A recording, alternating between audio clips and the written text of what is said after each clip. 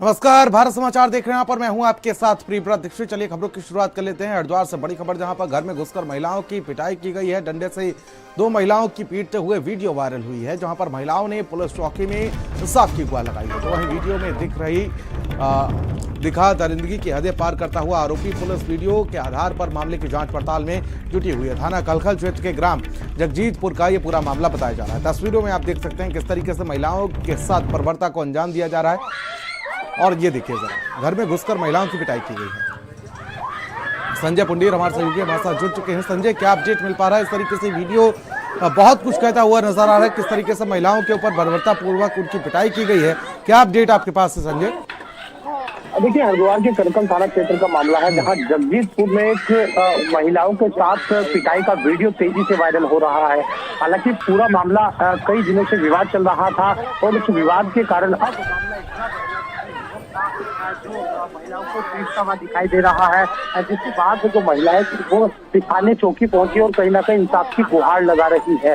हालांकि इस video viral होने के बाद इस मामले की जांच भी की जा रही है कि आखिर ये मामला क्या था। और तस्वीरों में भी आप साफ देख सकते हैं कि किस तरह से जो महिलाएं उन्हें घसीट कर पिटाई की जा रही है। अभी तक पुलिस की तरफ से कोई कार्रवाई की गई है क्या संजय? देखिए, पुलिस अब क्योंकि बीते दिनों से अगर आसपास के लोगों से हमने जब बैठना चाहा तो कहीं ना कहीं जमीनी मामले को लेकर विवाद चल रहा था, जिसके बाद मामला इतना बढ़ गया कि जो पुरुष था वो पूरी तरह महिलाओं को पीटता हुआ। बहुत बहुत शुक्रिया संजय, हमारे साथ जुड़ने के लिए, तमाम जानकारी के लिए बहुत बहुत शुक्रिया आपका। और खबर देहरादून से सामने आई है, जहां पर आपको बता दें कि सड़क किनारे खड़े वाहन में टकराई बस। तो वहीं आपको बता दें ग्राफिक सरा कॉलेज की बस में टक्कर मारी है। तो वहीं हादसे में वाहन के ड्राइवर का पैर कट गया। तो वहीं सड़क किनारे टायर बदल रहा था चालक, वाहन में लदे शराब की बोतलें बिखरी। तो वहीं आईएसबीटी फ्लाईओवर पर हुआ सड़क हादसा। पंकज पवार उत्तराखंड से हमारे ब्यूरो चीफ हमारे साथ जुड़ चुके हैं। पंकज, क्या अपडेट इस हादसे को लेकर? देखिए, ये एक जो आईएसबीटी फ्लाईओवर है वो आए दिन एक्सीडेंट का प्रोन एरिया बनता जा रहा है। और जिस तरीके से आईएसबीटी फ्लाईओवर के पास ये एक छोटा हाथी, जिसको हम मैक्स भी कहते हैं, उसका ड्राइवर जो था, जिसमें शराब लदी हुई थी, उसको पीछे से एक निजी कॉलेज की बस ने जो है उसने टक्कर मारी, जिसके चलते जो ड्राइवर जो है उसको चोट लगी है, उसका पैर भी कट गया है। और जगह जगह जो है वो तमाम जगहों पर शराब की बोतलें जो हैं वो बिखर गई हैं। और अगर कहा जाए तो इसमें ड्राइवर जो था वो अपनी पंचर लगा रहा था अपनी गाड़ी में। और कुल मिलाकर देखा जाए तो अस्पताल में उसको 108 के माध्यम से भेजा गया है, जहां अब देखना दिलचस्प होगा क्या उसके जो पैर कटा है, क्या उसको फिर से जोड़ा जा सकेगा। लेकिन कुल मिलाकर ये एक बड़ा हादसा जरूर हुआ है देहरादून के आईएसबीटी फ्लाईओवर पे। ठीक है, बहुत बहुत शुक्रिया पंकज हमारे साथ जुड़ने के लिए आपका।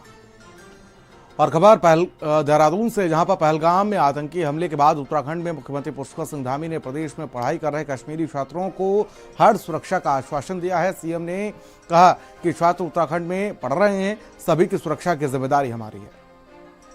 देश भर के छात्र छात्राएं स्टूडेंट्स हमारे राज्य के अंदर अध्ययनरत हैं और कश्मीर के भी हैं। तो वहाँ के छात्रों की हर प्रकार से किसी भी प्रकार की कोई चिंता उनको न रहे, उनके अभिभावकों को न रहे। हमने सभी प्रबंध किए हुए हैं। हमारा पुलिस विभाग हो या हमारे अन्य विभाग हो, सभी विभाग उनकी चिंता कर रहे हैं। वो हमारे राज्य के अंदर है, चिंता उनकी सबसे। यात्रा की सुरक्षा पूरी तरह से जो है हर दृष्टि से उस पर समीक्षा की गई है। और हमारा सभी प्रकार का, चाहे पुलिस विभाग हो, इंटेलिजेंस हो, अन्य विभाग हो, सभी लोग सतर्क हैं और हर दृष्टि से यात्रा में आने वाले सभी की सुरक्षा का संपूर्ण प्रबंध किया गया है। और उत्तराखंड से होकर गुजरने वाली ऐतिहासिक कैलाश मानसरोवर यात्रा एक बार फिर से शुरू हो रही है। और इस यात्रा में फिर से 5 साल बाद ये यात्रा शुरू होने जा रही है। विदेश मंत्रालय भारत सरकार के सहयोग से कैलाश मानसरोवर यात्रा की बात की जाए तो पहला दल जो है वो 30 जून को उत्तराखंड में प्रवेश करेगा। और 50-50 सदस्यों के 5 दल इस बार कैलाश मानसरोवर यात्रा करेंगे। वहीं यात्रा से संबंधित सभी तैयारियां कुमाऊं मंडल विकास निगम और पिथौरागढ़ जिला प्रशासन ने शुरू कर दी हैं।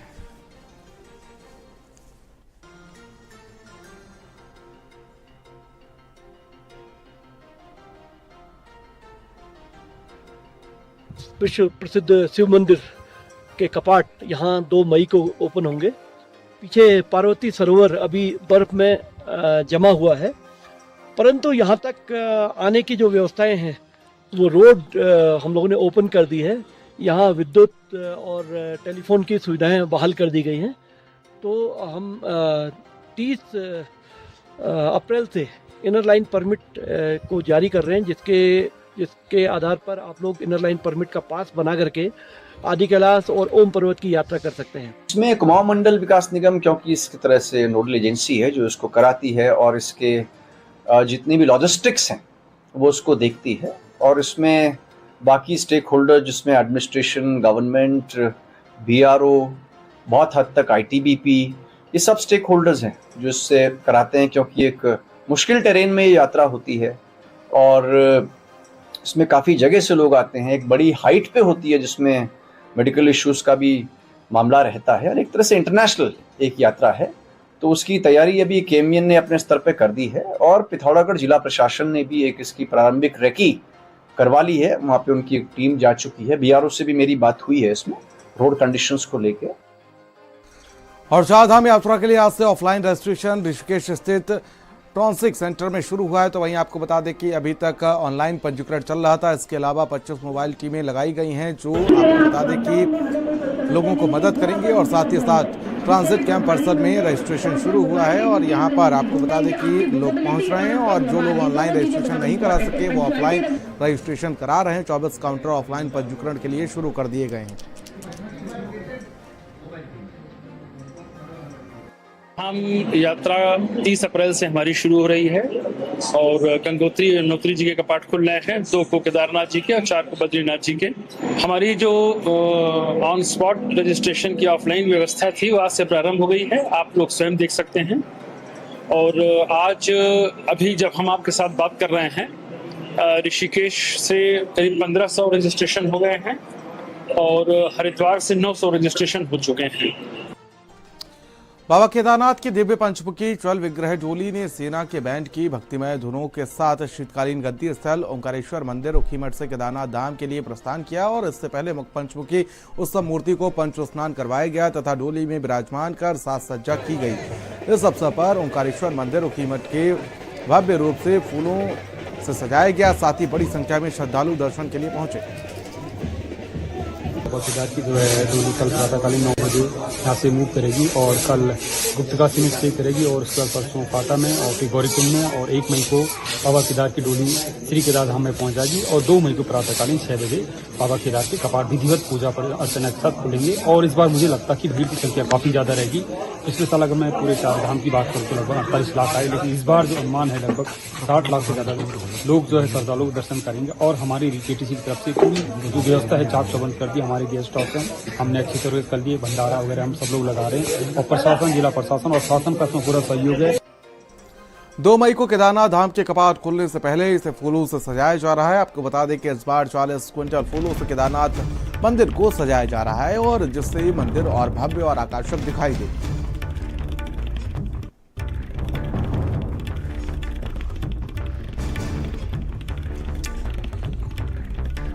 पूर्व मुख्यमंत्री हरीश रावत अल्मोड़ा पहुंचे, और इस दौरान अल्मोड़ा में आयोजित प्रेस वार्ता के दौरान उन्होंने सरकार पर जमकर निशाना साधा और कहा कि वर्तमान में उत्तराखंड झूठ और लूट का अखाड़ा बन चुका है। कांग्रेस इस मुद्दे को लेकर जनता के पास जा रही है और जनमानस को जागरूक कर रही है। वहीं चारधाम यात्रा को लेकर उन्होंने कहा कि यात्रा को सुव्यवस्थित और साथ ही सुचारू रखने के लिए जरूरी कदम सरकार उठाए।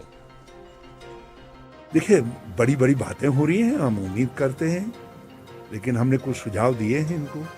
हमने ऑनलाइन रजिस्ट्रेशन, हमने कहा एक्चुअल बेसिस पर इसको रीचेक करो, कहीं ऐसा ना हो कि पिछले वर्ष से जिस तरीके से चारधाम यात्रा खंडित हो गई थी उस तरीके से मतलब हल्की पड़ गई थी, बाद में वो स्थितियां ना आए। और दूसरा हमने कहा सड़कें जहां पिछली बार समस्याएं आई थी उनको ठीक करो। अब कितना ठीक किया है मैं नहीं जानता, लेकिन मैं गंगोत्री की लाइन में गया था, वहाँ मैंने वो पॉइंट आउट भी किए। मैंने कहा ये प्लेसेस थे जिनमें पिछली बार जो है प्रॉब्लम पैदा हुई थी, यातायात बाधित हुआ था। और खबर देहरादून से, जहां पर 30 अप्रैल से शुरू होने जा रही चारधाम यात्रा को लेकर सरकार सभी तैयारियां पूरी होने का दावा कर रही है। वहीं सुरक्षा की दृष्टिगत पर्यटन मंत्री सतपाल महाराज का कहना है कि पुलिस महानिदेशक और गढ़वाल कमिश्नर को निर्देशित किया गया है। यात्रा मार्गों पर अधिक संख्या में सुरक्षा बल को तैनात करने के निर्देश दिए गए हैं। साथ ही इस दौरान अगर कोई हादसा होता है तो उसका पूरा भुगतान इंश्योरेंस कंपनी द्वारा किया जाएगा।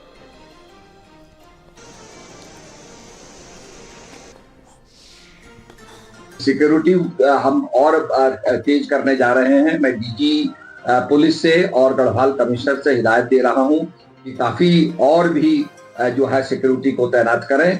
और इसके साथ साथ हम लोगों ने, आपको पता है कि इंश्योरेंस भी कराया है कि जो भी चारधाम के परिसर हैं, कोई हादसा होता है, कोई घटना घटती है, उसके लिए इंश्योरेंस कंपनी जो है उसमें पैसा देगी।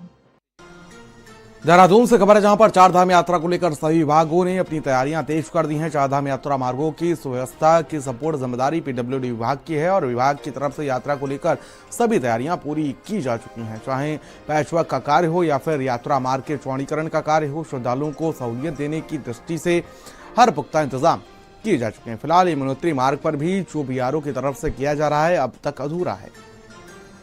रोड पे काफ़ी काम किया जा चुका है। बीआरओ वालों का काम थोड़ा पीछे चल रहा है। मैंने अभी स्वयं इनके ब्रिगेडियर साहब से भी बात की है। मैं केदारनाथ धाम और बद्रीनाथ धाम तक की पूरी रोड मैं खुद देख के आया हूँ। अभी उसमें कुछ इश्यूज पेंडिंग है, बाकी उन्होंने रिजॉल्व कर लिया है।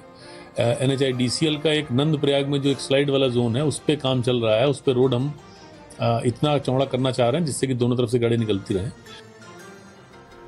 देहरादून से बड़ी खबर, जहां पर जिला प्रशासन की ओर से दून अस्पताल परिसर में बनी अवैध मजार के ध्वस्तीकरण पर सियासत गर्मा गई है। कांग्रेस प्रदेश उपाध्यक्ष सूर्यकांत धस्माना का कहना है कि बीजेपी धर्म के आधार पर देश को बांटने की कोशिश कर रही। वहीं बीजेपी विधायक खजान दास ने कांग्रेस के इन आरोपों का खंडन किया है।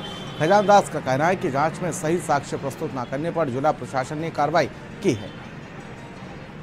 देखिए, दून अस्पताल में जो मजार सरकार ने, प्रशासन ने गिराई है, उस पर कांग्रेस का केवल इतना कहना है कि अगर कोई अवैध है तो उसको आप गिराइए, हमें कोई आपत्ति नहीं है। लेकिन आपका एजेंडा केवल मदरसों पर कार्रवाई करना, मज़ारों को गिराना, यही आपका काम रह गया है। केंद्र की सरकार का भी और राज्य की सरकार का, उनको किसी न किसी बहाने समाज में नफरत फैलानी है, विभाजन करना है, हिंदू और मुसलमान करना है, पाकिस्तान और हिंदुस्तान करना है। इसके अलावा इनके पास कोई काम नहीं है। अब मज़ार गिराइए, अगर वो मज़ार अवैध थी तो इसका जवाब उत्तराखंड का वक्फ बोर्ड देगा। उत्तराखंड का वक्फ बोर्ड उसका संचालन कर रहा था। देखिए, कोई विभाजनकारी नीति नहीं है और ये मजार काफी लंबे समय से दून हॉस्पिटल के पास में बनी थी और वहाँ पर आने जाने के लिए बहुत परेशानियां होती थी। और अब दून हॉस्पिटल मेडिकल कॉलेज हो गया है, इसलिए वहाँ पर बहुत भीड़ भाड़ हो जाती है और इसलिए अवैध रूप में थी और उसके कोई कागज पत्र कोई कहीं पे नहीं मिले। इसलिए हमारे प्रशासन ने और हमारी सरकार ने उसको तुड़वाया है। जहां पर भी कहीं पर अतिक्रमण है, और चाहे मजार हो, चाहे मंदिर हो, चाहे जिन्होंने अतिक्रमण कर रखा है, वो लैंड वहां से मुक्त होगी। और खबर देहरादून से, जहां पर कांग्रेस के वरिष्ठ नेता प्रीतम सिंह ने सरकार पर हमला बोला है। कांग्रेस नेता ने कहा कि सरकार को माफिया चला रहे हैं। ये आज विकासनगर विधायक ने स्पष्ट कर दिया। उन्होंने कहा कि यह बहुत दुर्भाग्यपूर्ण है कि एक विधायक को अपनी ही सरकार में अवैध खनन के लिए रोकने के लिए खुद उतरना पड़ रहा है। जो कार्य प्रशासन को करना चाहिए उसे विधायक कर रहे हैं। इस प्रदेश को खनन माफिया, शराब माफिया संचालित करने का काम कर रहे हैं, उस पर मोहर लगाने का काम आज विकासनगर के विधायक ने किया है।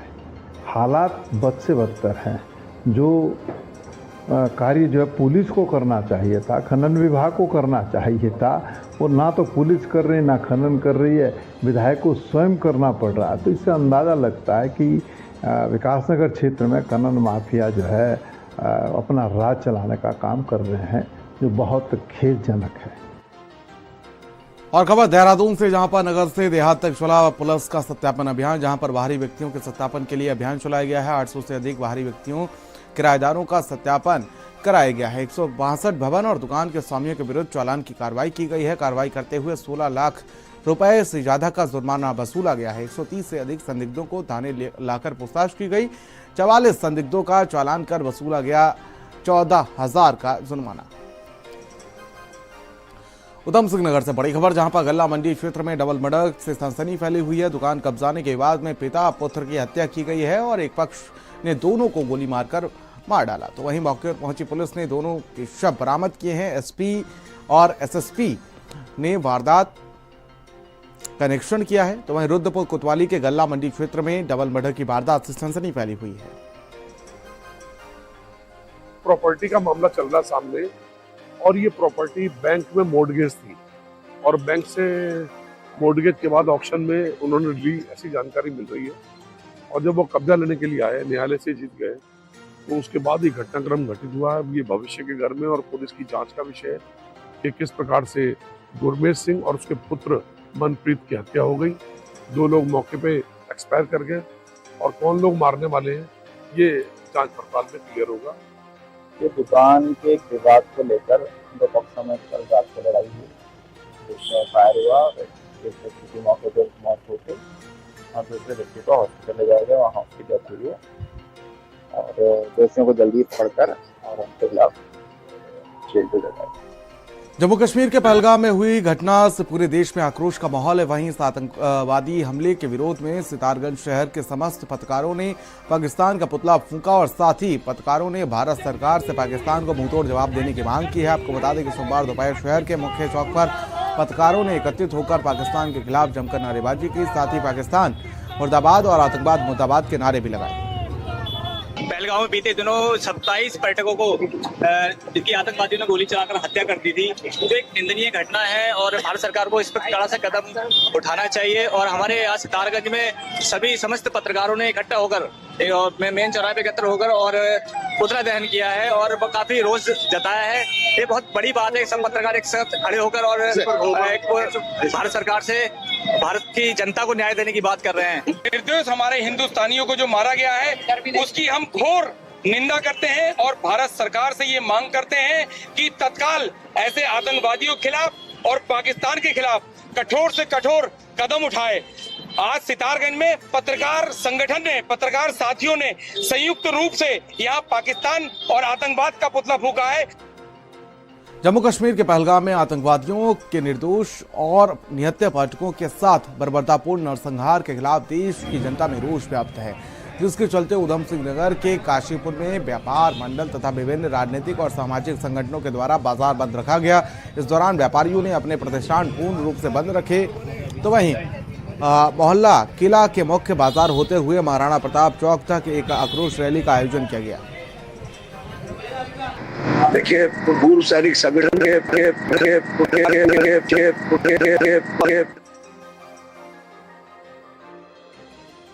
इसका आह्वान किया गया और सबसे बड़ी बात जो इसमें है, सिर्फ एक आह्वान हुआ और उसके बाद लोगों ने आज अपनी इच्छा से काशीपुर को बंद रखा है। ये काशीपुर के लोगों की इससे भावनाएं दिखती हैं कि उनके मन में कितना आक्रोश है और मैं काशीपुर की सम्मानित जनता का इसके लिए धन्यवाद करूंगा कि वास्तव में एकजुटता का परिचय देते हुए हमें इस तरीके की जो आतंकवादी गतिविधियां हैं उनका जो विरोध करना चाहिए, तो जवाब देना चाहिए। निजामुद्दीन हमारे सहयोगी हमारे साथ काशीपुर से फोन लाइन पर जुड़ चुके हैं। निजामुद्दीन, क्या अपडेट मिल पा रहा है? इस तरीके से प्रदर्शन किया गया आज।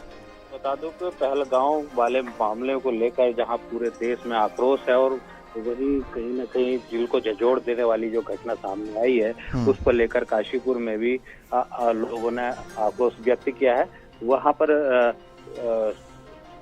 हिंदू संगठन हो गए या राजनीतिक संगठन, सब लोगों ने मिलकर आज बाजार बंद करने का आह्वान किया और देखा भी गया उसका असर। जो काशीपुर में जो मुख्य बाजार था वो भी पूरी तरीके से बाजार बंद रहा। उसको बाजार बंद करने के चलते वो रोज व्याप्त हुआ और जाहिर भी किया गया।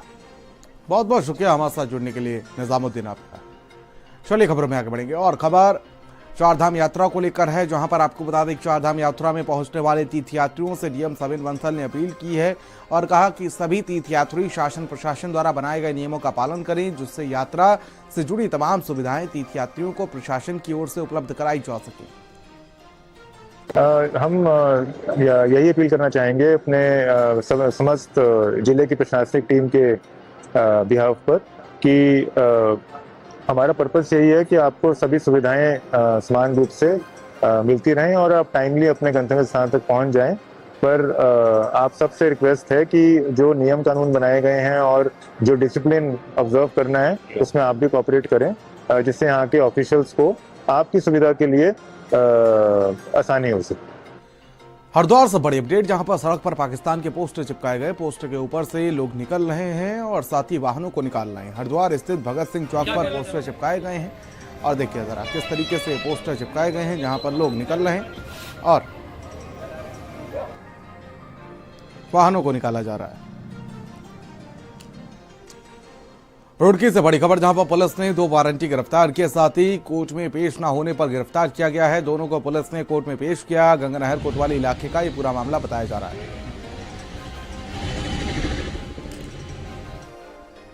कोटद्वार से बड़ी खबर, जहां पर 30 अप्रैल से शुरू हो रही है चारधाम यात्रा को लेकर प्रसिद्ध पर्यावरणविद और साथ ही पद्मभूषण से सम्मानित हैस्को प्रमुख डॉक्टर अनिल जोशी ने प्रदेश सरकार को महत्वपूर्ण सुझाव दिए हैं। डॉक्टर अनिल जोशी ने चारों धामों को प्रदूषण मुक्त बनाए रखने के लिए सुझाव दिए हैं। डॉक्टर अनिल जोशी ने कहा कि ऋषिकेश से आगे चारों धामों के लिए छोटी गाड़ियों पर बैन लगा देना चाहिए और सरकार को खुद की अच्छी बसों से चारधाम यात्रा संचालित करनी चाहिए। इससे न केवल अनावश्यक जाम से बचा जा सकेगा बल्कि प्रदूषण से भी मुक्ति मिलेगी। तो क्या जरूरत है कि क्या कैंप लगा हुआ है और एक तरीके का जो एक नया तमाशा अब खड़ा हो गया है चार धाम यात्राओं का, उसका एक बहुत सीधा और सरल तरीका दुनिया में ही बहुत जगह है। जितनी भी गाड़ियां छोटी आती हैं उन्हें अनुमति ही न दी जाए और बड़ी बड़ी पार्किंग देहरादून, ऋषिकेश, क्योंकि वो एक नए तरीके का रोजगार भी होगा। जब आप हरिद्वार में पार्किंग बना सकते हैं तो ऋषिकेश में बनाइए ना, और अपनी ही बसें, अपनी ही गाड़ियां यहाँ से सुंदर बेहतर दर्जे की गाड़ियों का प्रबंधन करें, लोगों का रोजगार बढ़ेगा और सबसे बड़ी बात तो ये होगी कि संख्या में नियंत्रण होगा। और उत्तराखंड की खबरों में फिलहाल मेरे साथ